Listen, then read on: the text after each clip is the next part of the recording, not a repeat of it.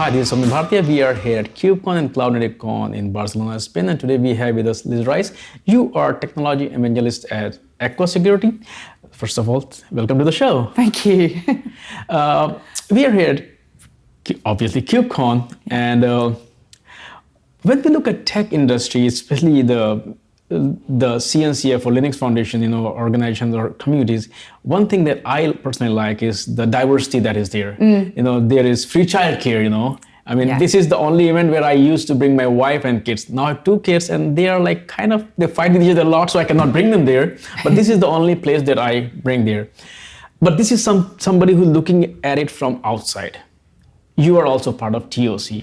So how does it look from inside when you look at diversity? Yeah, I do think the Linux Foundation, the CNCF do put a lot of really conscious effort into making events like this welcoming to all different sections of the community and whether we're talking about diversity scholarships, which, enable people who otherwise wouldn't be able to join us here, whether we talk about, the childcare facilities are, really enable people to be here and take part. They also have that initiative this time around mental health and supporting, things like quiet areas, and they have a booth around, open sourcing mental illness. And I think recognizing that, you come to a big event like this and it's important to have all the different kind of constituencies of our community here, and it's important to support people while they're here and try to kind of make it a healthy and happy experience for everyone is great. And there are other events in our industry that don't put the same kind of focus in, and you can really feel the difference here. You kind of have a community feel and a very welcoming feel that I think it's not just about the kind of lovely, warm, fuzzy feelings. It means we're in a great place to then have collaborative conversations about technology and to work together to solve technical problems. And that's really what we're all here to do. Right. And you're also part of the technical committee, right? Yeah. So how diverse is the committee itself? So there are 9 members of the TOC and 2 of us now. There are 2 of us who are women. Mm-hmm. I would certainly say that across the community, people have been concerned to make sure that there is representation from women, from different parts of there's a terrible danger of it all being white men from the US. We don't have that situation. We do have people from other parts of the world as well as the US, and having diverse viewpoints from whether it's showing representing kind of China, whether it's some of us from Europe. We have Michelle and I both being women. I think we're all bringing different learnings, different experiences to the table, and we hear different things. We're part of different kind of parts of the community. Bringing those experiences together has got to be a good thing. Yeah, I would love to see 5 women and 4 men there. yeah. And that too, everybody from the world. But are there any practical benefits of having a diverse community around you? I think absolutely there are. I think if you have a very homogenous group of people who have had very similar experiences, they will tend to they'll come at problems from the same kind of approach. And that can't be the full creative solution. There must be other ways of looking at problems, other potential solutions. There's a great story about how people in different parts of the US, and I think maybe from different socioeconomic backgrounds, might put ketchup either in the fridge or in a cupboard.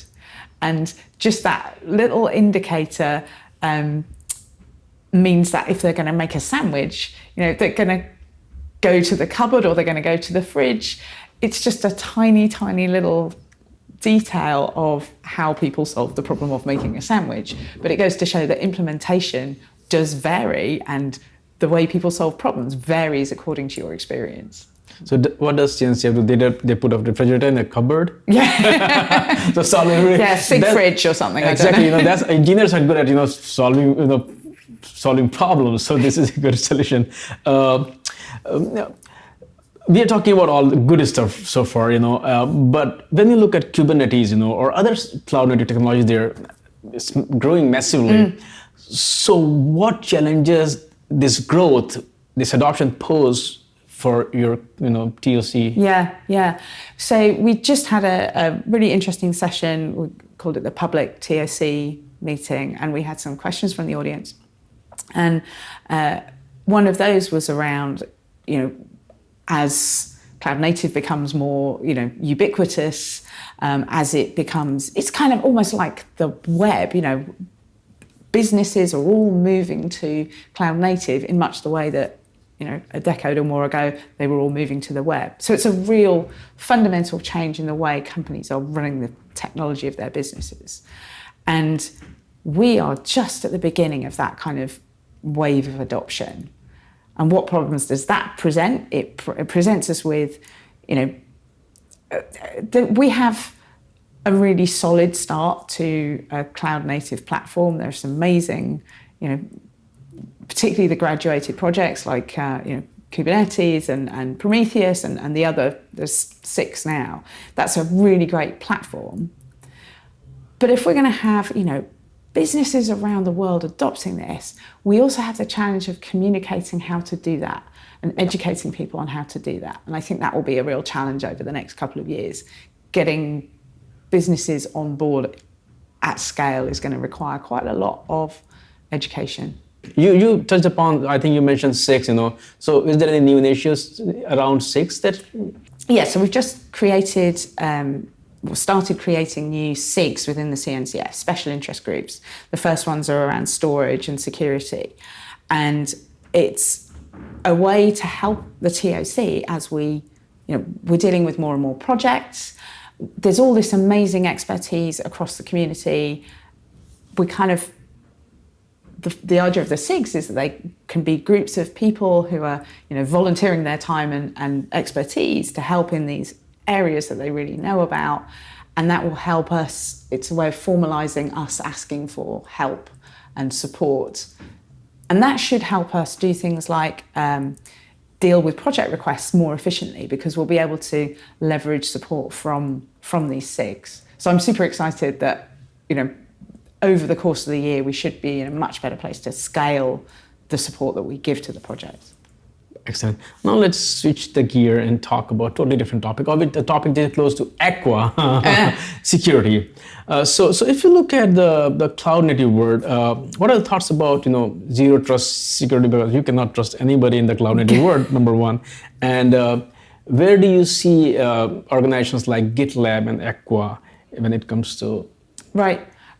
So security is probably the number one kind of concern for enterprises who are coming on board. How do I tackle questions of security, and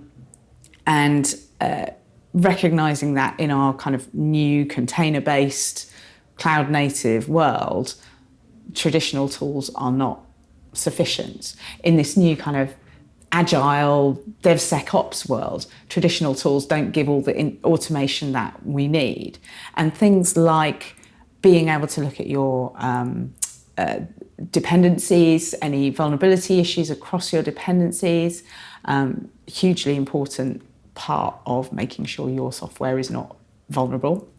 The other thing that I think cloud native is very exciting from a security perspective is that we can talk about decomposing software architectures into microservices. Then you can talk about securing those microservices. It's a really nice granular boundary for additional security, and you can do really, really powerful things. So for Aqua, as we've seen this enormous wave of adoption of cloud native coming in, we have really great, powerful solutions to help enterprises keep their data secure. And companies like GitLab offering that kind of ability to look at your source code and the source code that you're dependent on, it's a very powerful tool. Liz, thank you so much for talking today, and I look forward to talking to you again in the future. Thank you so much.